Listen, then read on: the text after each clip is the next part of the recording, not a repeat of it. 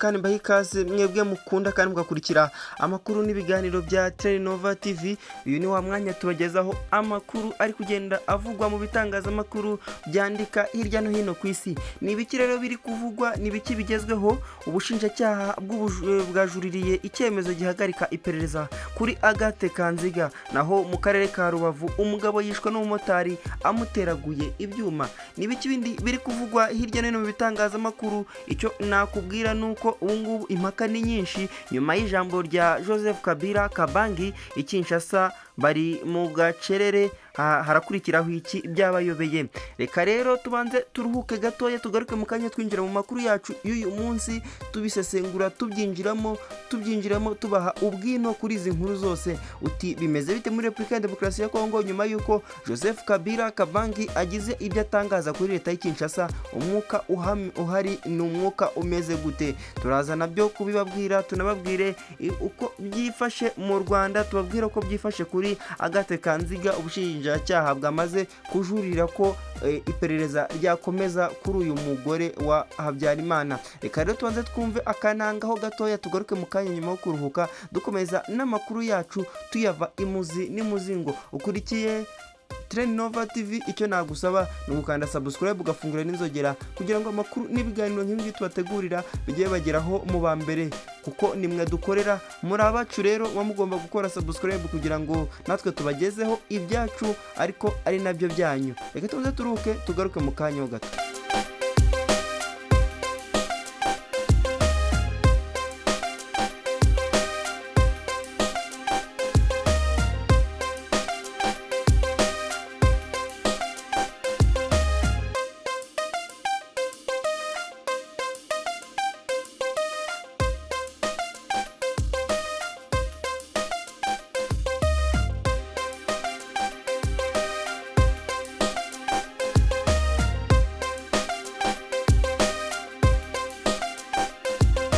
Yes, reka tugaruke rero twinjira mu makuru yacu y'uyu munsi. Nkuko nari basezeranyije, tugiye guhera muri Repubulika ya Demokarasi ya Kongo. Ni nyuma y'ijambo rya Kabila Kabangi ikinshasa. Ubungubu ibintu byabayobeye.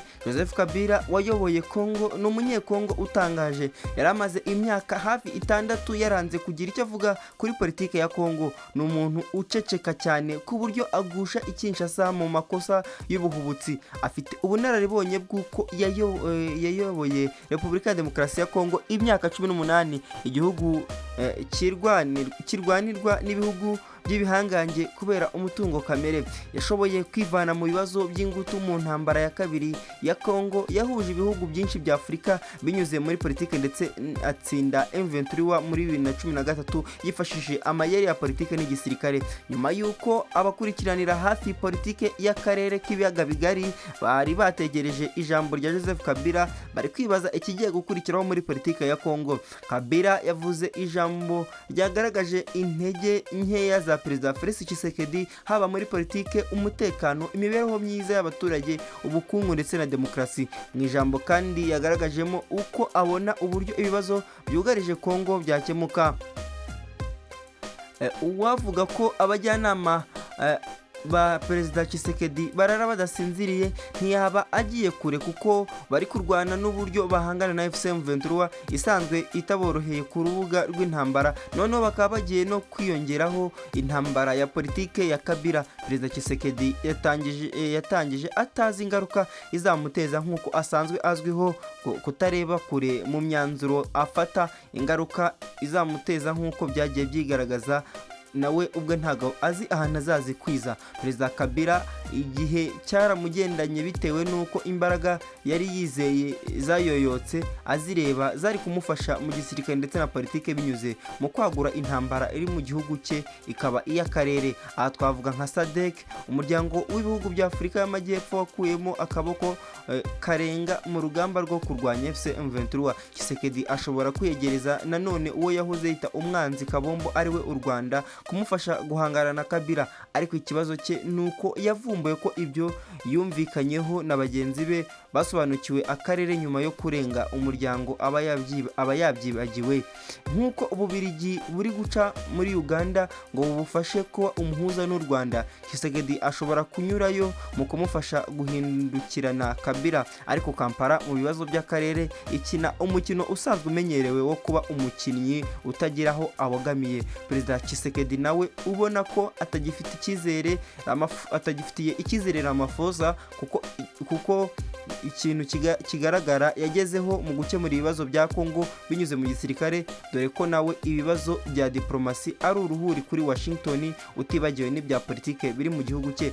Ndetse ibi ni nako bimeze ku Burundi, aho Kinshasa yabubonagamo agakiza ariko bikaba byarahindutse nyuma y'uko Kabila atangaje ku mugaragaro ko azagirira urugendo i Goma mu gicumbi cy'umutwe wa M23 yahoze arwanya. N'indi nyundo ikomeye ku butegetsi bwa Kinshasa izaha umuvuduko wa politike ndetse no kubwira amahanga ari gufasha gukemura ibibazo bya Kongo ko hajemo n'ikindi ikirungo gikomeye kitagomba kwirengagizwa mu biganiro bya Doha ndetse na Washington, ndetse n'izindi mbaraga M23 yakomeje gushinjwa ko ari abanyarwanda izaba ibonye mu guhangana na Kinshasa mu mpinduramatwara igamije gusenya Tshisekedi na politike ye. Kabila yatunze agatoki mu nguni zose. Hanyuma rero twari twababwiye ko Agatha Kanziga ubu ngubu urukiko ruri kujurira ko iperereza ryari riri kumukorwaho ryagakomeje. Ni nyuma y'uko bari bagaragaje ko badashaka gukomeza iri perereza.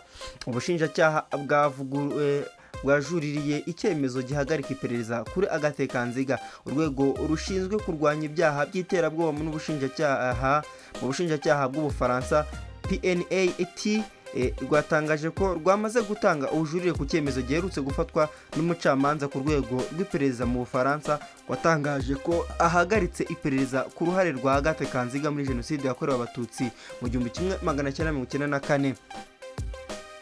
Umucamanza wo mu Bufaransa yaraherutse gutangaza ko ahagaritse gukora iperereza kuri Agatha Kanziga wahoze ari umugore wa Perezida Juvenal Habyarimana. Icyo gihe yavuze ko impamvu yo guhagarika iperereza ari uko nta bimenyetso simusiga yabonye byatuma hatangwa ikirego. Iri perereza ryari ryaratangiye muri 2008 rizagushyiraho akadomo muri 2022, ariko muri 2024 PNAT isaba urukiko rw'ubujurire rwa Paris ko uyu mugore w'imyaka 82 yaburanishwa ashinjwa kugira uruhare mu byaha by'umugambi wo gukora jenoside. Nyuma y'uko iki cyifuzo kidaha agaciro, PNAT yatanze ubujurire kuri uyu wa mbere bushobora gutuma urukiko rwongera gusuzuma neza dosiye ye. Ubuhamya bw'abari baturanye na Kanziga buvuga ko nyuma y'ihanurwa ry'indege ya Habyarimana, Kanziga wubwe yatanze itegeko ko abari abarinzi b'umugabo we bari mu rugo ko bakwiye kujya kwica Abatutsi bari hafi aho ngaho. Abacamanza bavuze ko nta hantu na hamwe hari imbwirwaruhame ya Kanziga ihembera urwango cyangwa se ihamagarira jenoside, ndetse nta n'ubuhamya buhari bumushinja gukora listi z'Abatutsi bagomba kwicwa, ndetse ngo nta n'ikimenyetso na kimwe gihari kigaragaza ko yaba yaragize uruhare mu icengezamatwara yanyuraga kuri RTRM cyangwa se ngo abe yarayiteye inkunga. Kanziga yaramaze imyaka myinshi akorwa iperereza n'ubutabera bw'Ubufaransa guhera mu mwaka wa 2008. Uyu mugore yarari mu bagize akazu itsinda rigari ryarimo abantu bari hafi ya Habyarimana bagize uruhare mu guhembera ndetse no gutegeka ko Abatutsi bicwa. Ni ibirego yahakanye imyaka myinshi. Yavuye mu Rwanda ajya mu Burayi tariki 9 Mata mu 1994 ku busabe bw'uwari perezida w'Ubufaransa François Mitterrand, inshuti ikomeye ya Habyarimana n'uwari umugabo we. Kuva yagera mu Bufaransa, u Rwanda rwasabye inshuro zitabarika ko yoherezwa mu Rwanda kugira ngo aburanishwe ku ruhare ashinjwa muri jenoside, cyangwa se ubutabera bw'Ubufaransa bukaba bwamuburanishiriza aho ari, ariko ntabwo byigeze bikorwa. Muri 2008 imiryango irengera inyungu z'abarokotse jenoside yakorewe Abatutsi yatanze ikirego isaba ko akorwa iperereza ku ruhare ashinjwa muri jenoside no ku byaha byibasiye ikiremwa muntu.